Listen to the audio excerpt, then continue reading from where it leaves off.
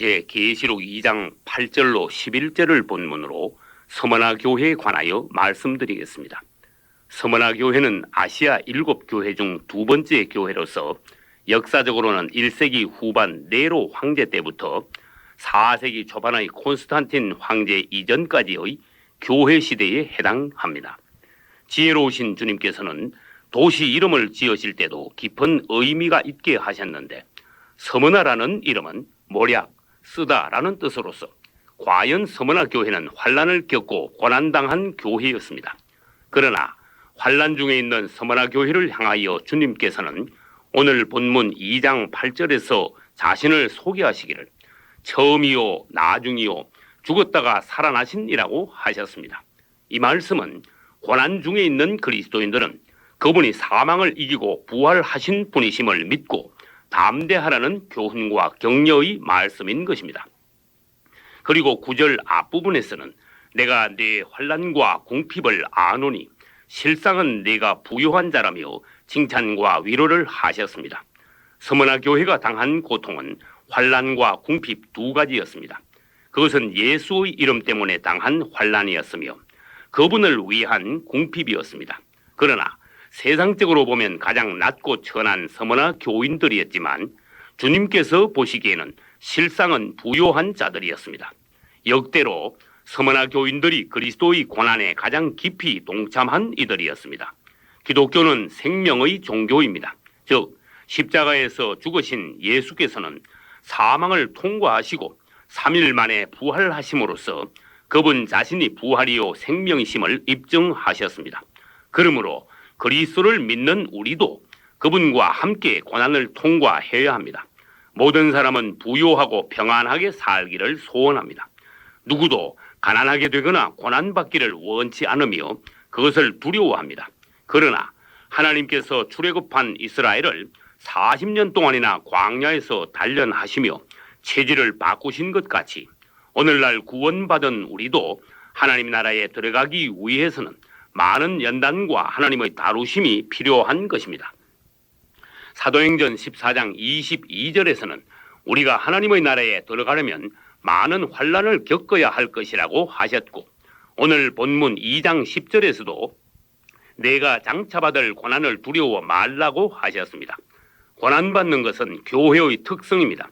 그리고 그리스도인들이 당하는 고난은 하나님의 저주가 아니라 축복입니다. 고난을 통하여 하나님께서는 우리를 하나님의 사람으로 만드시고 마침내 우리를 정금같이 나오게 하십니다.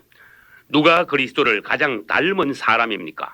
서머나 교인들처럼 그분의 고난을 가장 깊이 맛본 사람입니다. 여러분 자신이나 여러분의 자녀들이 잘 살기만 바란다면 장차 주님 앞에 섰을 때 큰 문제가 생기게 될 것입니다. 주님께서는 죄인 된 우리를 정화시키기 위해 고난이라는 풀물을 사용하셨습니다.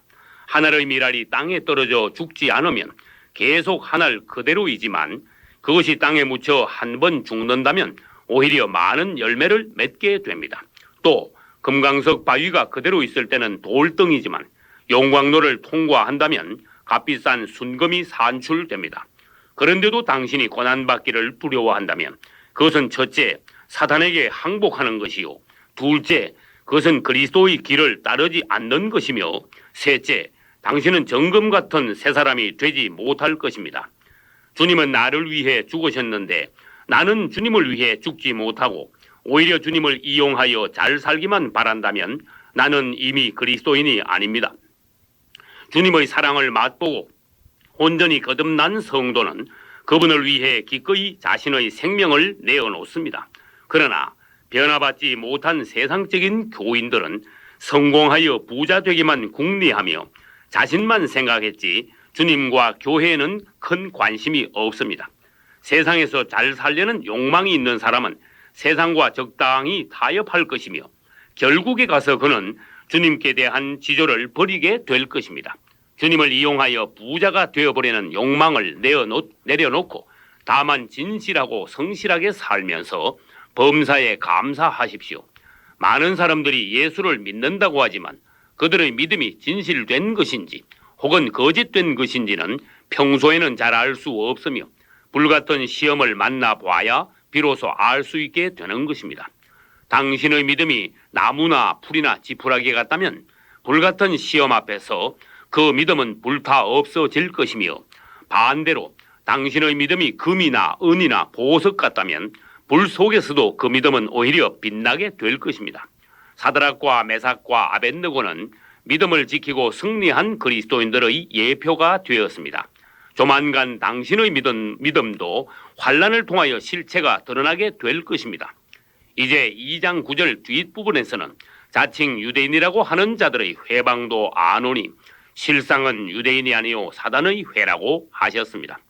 초대교회 시대 때 유대 종교인들은 로마 정치와 합세하여 그리스도인들을 핍박했습니다. 유대교인들은 자기들만이 하나님을 가장 잘 섬기는 선민이라는 자만심을 갖고 있었으며, 또 그들만이 하나님의 율법을 가장 잘 지키는 정통파라고 자처하고 있었습니다. 그러나 유대인들은 싸늘한 전통과 죽은 종교의식에 빠져서 그리스도로부터 빗나갔으며, 그리스도를 십자가에 못 박고 그리스도인들에 대해서는 살기가 등등했습니다. 오늘날 기독교 내에도 정통파임을 자처하면서 교회를 마치 자신들의 왕국인 양 차지하여 버티고 앉은 자들이 있습니다. 또 교회 안에서까지 믿는 이들이 서로를 비방하며 상처 주는 일이 허다합니다. 기독교가 불교나 천주교 등과는 싸우지 않으면서도 교회 간에 혹은 성도 간에 서로 물고 뜯는다면 그것은 한심한 일이 아닐 수 없습니다. 육적인 사람은 영적인 사람을 핍박하며 미성숙한 자는 오히려 성숙한 자를 공격합니다. 당시 유대인들은 참 유대인이 아니요 사단의 집단이라고 하신 것 같이 오늘날 교회 내에도 참 그리스도인들이 아닌 자들이 많이 있습니다. 2장 10절에서는 마귀가 장차 너희 가운데서 몇 사람을 옥에 던져 시험을 받게 하리니 너희가 10일 동안 환난을 받으리라고 하셨습니다. 과연 2000년의 교회 역사에서 1억이 넘는 그리스도인들이 순교했으며 장차 나타날 적그리스도에 의해서도 거듭난 성도들이 환난을 당하게 될 것입니다. 그리고 여기서 10일 동안 환난을 당한다는 말씀은 첫째, 짧지만 온전한 환난을 겪게 될 것이라는 뜻이며, 둘째, 네로 황제 때부터 콘스탄틴 황제 이전까지 10대에 걸쳐 환난을 당하게 될 것이라는 말씀입니다. 마지막으로 10절 뒷부분부터 11절을 읽겠습니다. 내가 죽도록 충성하라. 그리하면 내가 생명의 면류관을 내게 주리라. 귀 있는 자는 성령이 교회들에게 하시는 말씀을 들을지어다. 이기는 자는 둘째 사망의 해를 받지 아니하리라. 아멘. 이제 주님께서는 죽기까지 믿음을 지키며 이긴 자들에게 두 가지 약속을 주셨습니다. 첫 번째 약속은 자신의 생명을 내어놓은 자들에게 하나님의 생명의 면류관을 선물로 주시겠다고 하셨습니다. 면류관에는 의의 면류관, 금 면류관, 생명의 면류관, 영광의 면류관 등이 있는데, 이것은 구원받은 성도들이 주님께 충성할 때 주시는 상급입니다. 두 번째 약속은 둘째 사망의 해를 받지 않는다고 하셨습니다. 사람이 살다가 누구나 한 번 죽는 것은 첫째 사망이라고 하며, 천년왕국 후에 최후의 심판 때 영원한 형벌의 지옥에 떨어지게 되는 것을 둘째 사망이라고 합니다. 당신은 기왕에 신앙생활을 하는 것 이기는 자가 되십시오. 참고로 계시록에는 5무리의 이기는 자들이 있습니다. 첫째, 6장 9절로 11절의 제단 아래에 있는 순교자들이며, 둘째, 12장 5절의 사내아이입니다.